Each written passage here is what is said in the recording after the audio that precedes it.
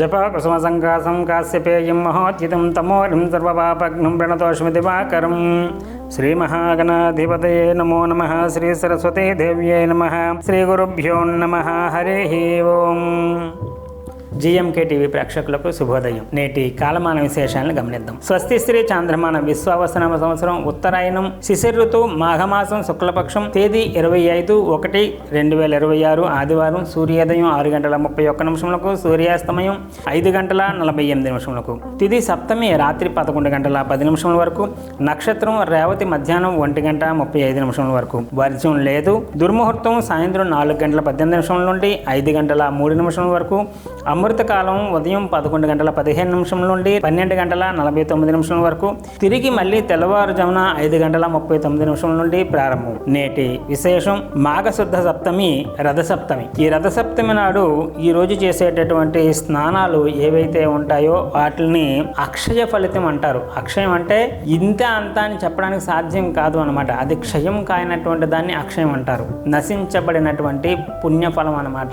ఇవాళ రోజు రథసప్తమి రోజుగా సూర్య జయంతి జరిగింది. సూర్యనారాయణమూర్తి జయంతి కూడా ఇవాళ ఉన్నటువంటి సందర్భంగా రథసప్తమి నాడు తెల్ల జిల్లేడు ఆకులో రేగుపండు పెట్టుకొని నెత్తి మీద పెట్టుకొని దానికి ఒక ప్రత్యేకమైనటువంటి మంత్రం ఉంటుంది. 7 జన్మల్లో చేసినటువంటి పాపాలు కూడా ఏవైతే ఉన్నాయో ఇవాళ సూర్యోదయ పూర్వం చేసేటటువంటి స్నానం వల్ల అవన్నీ కూడా క్షయం అవుతాయి. కాబట్టి ఇంతటి విశేషమైనటువంటి సత్ఫలితాన్ని ఇచ్చే తిథి నాడు రథసప్తమి నాడు అందరూ కూడా తెల్లవారుజామున నిద్ర లేచి సూర్యోదయం జరక్కముందే తలారా స్నానం చేయాలి. తెల్ల జిల్లేడు చెట్టుని అర్కపత్రం అంటారు. అర్క సూర్యుడి తాలూకు నామాల్లో ద్వాదశ నామాల్లో మనకి అర్క అనేటటువంటిది కూడా సూర్యనారాయణమూర్తి స్వరూపం. కాబట్టి ఆ యొక్క తెల్ల జిల్లేడు ఆకు నెత్తి మీద పెట్టుకొని రేగుపండు పెట్టుకొని ఆ మంత్రం చెప్పుకొని స్నానం చేస్తే మనకి 7 జన్మల తాలూకు పాప క్షయం కూడా కలుగుతుంది. కాబట్టి వాటిని ఆచరించే ప్రయత్నం చేయటం.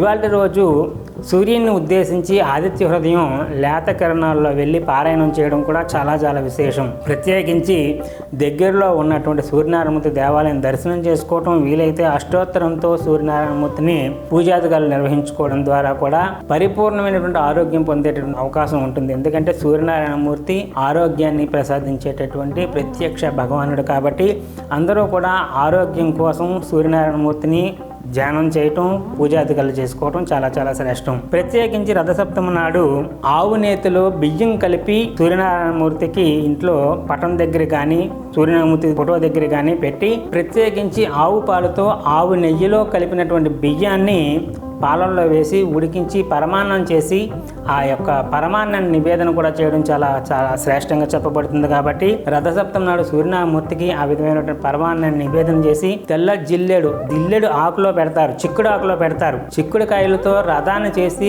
ఆ రథంలో సూర్యనారాయణమూర్తిని కూడా ఆరాధన చేసే విధానం ఉంది. కాబట్టి ఆ విధమైనటువంటి వ్రతాలను ఆచరించడం వల్ల సూర్యనారాయణమూర్తి అనేటువంటి పరిపూర్ణ అనుగ్రహం పొందేటటువంటి అవకాశం ఉంటుంది. అలాగే ఆదివారం సందర్భంగా రవిగ్రహ సంబంధించినటువంటి దోషం ఉన్నటువంటి వాళ్ళు ఇవాళ రోజు సూర్యనారాయణమూర్తిని ఆరాధన చేయడం వల్ల చాలా చాలా విశేషమైన ఫలితాలు సిద్ధించే అవకాశం ఉంటుంది. రేపటి రోజు భీష్మాష్టమి సందర్భంగా చేసుకోవలసినటువంటి విధి విధానాల కోసం రేపటి కాలమానంలో తెలుసుకునేటటువంటి ప్రయత్నం చేద్దాం.